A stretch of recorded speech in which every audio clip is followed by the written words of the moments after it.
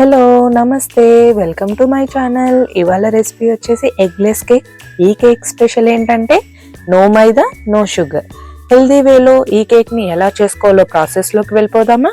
ముందుగా ఒక బౌల్లోకి 1 కప్ రూమ్ టెంపరేచర్లో ఉన్న పెరుగుని తీసుకోవాలి. దాంట్లోకి 1/2 టీ స్పూన్ బేకింగ్ సోడా వేసుకుని బబుల్స్ వస్తాయి కదా, బబుల్స్ వచ్చేదాకా మిక్స్ చేసుకోవాలన్నమాట. ఇప్పుడు 3/4 కప్ జాగరీ పౌడర్ తీసుకోవాలి.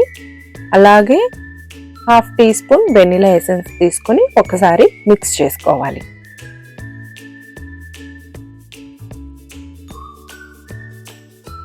ఇలా మిక్స్ చేసుకున్న దాంట్లోకి 1/2 కప్ ఆయిల్ కానీ గీ కానీ తీసుకోవచ్చు.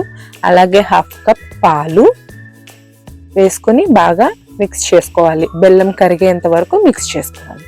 ఇలా కరిగిన తర్వాత ఇప్పుడు మనము డ్రై ఇంగ్రీడియంట్స్ని యాడ్ చేసుకుందాం.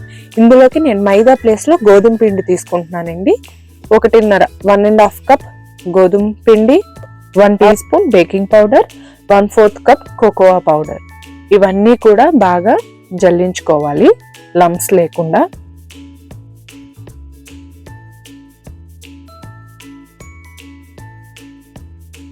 ఇలా జల్లించుకున్న దాన్ని విస్కర్తో బాగా మిక్స్ చేసుకోవాలండి. లంప్స్ లేకుండా స్మూత్ బ్యాటర్ ఫామ్ అయ్యేంత వరకు మిక్స్ చేసుకోవాలి. చూసారు కదా, ఈ కన్సిస్టెన్సీ రావాలన్నమాట. ఇప్పుడు ఇందులోకి నేను కొంచెం ఎక్స్ట్రా ఫ్లేవర్ కోసం చాక్లెట్ చిప్స్ వేసుకున్నాను. మీకు వద్దపోతే స్కిప్ చేసుకోవచ్చు. పిల్లలకి ఎక్కువ చాక్లెట్స్ అంటే బాగా ఇష్టం ఉంటుంది కాబట్టి చాక్లెట్ చిప్స్ తగిలితే బాగుంటుందని చెప్పి యాడ్ చేశాను. తర్వాత ఇలాగా బేకింగ్ ప్యాన్లోకి బటర్ పేపర్ పెట్టుకొని ఆయిల్ గ్రీస్ చేసుకుని ప్యాన్లోకి మనం ఈ బ్యాటర్ని అనేది ఫిల్ చేసుకోవాలి. ఇలా ట్యాప్ చేసుకున్న తర్వాత పైన లైట్గా నట్స్ కానీ చాక్లెట్ చిప్స్ కానీ యాడ్ చేసుకోవచ్చు. ఇప్పుడు ఓవెన్ని 350 డిగ్రీస్ ఫారెన్ హీట్ మీద ప్రీ హీట్ చేసుకున్న ఓవెన్లో మనము కేక్ ప్యాన్ని ప్లేస్ చేయాలి. అప్రాక్స్గా 30 to 40 మినిట్స్ అనేది బేక్ అవుతుందండి. ఓవెన్ కెపాసిటీ బట్టి ఒక్కోసారి చేంజ్ అవ్వచ్చు, 30 మినిట్స్ కూడా అయిపోవచ్చు. మీరు మధ్య మధ్యలో చెక్ చేసుకుంటూ ఉండాలి. ఇలా టూత్ పిక్తో గుచ్చి చూస్తే టూత్ పిక్ క్లియర్గా రావాలి. వచ్చింది అంటే కేక్ రెడీ అయినట్టు.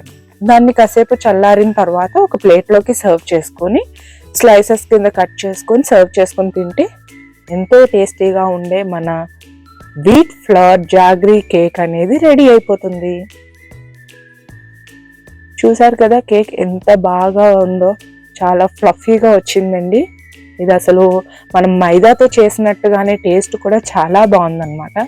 చూడండి ఎంత ఫ్లఫీగా ఉందో లోపలంతా కూడా. హెల్దీ వేలో మైదా షుగర్ లేకుండా ఈజీగా ఈ కేక్ని ఎలా చేసుకోవాలో రెసిపీ చూసారు కదా. ఈ కేక్ కనుక మీకు నచ్చినట్టయితే లైక్ చేసి, షేర్ చేసి, సబ్స్క్రైబ్ చేసుకోండి. Thank you.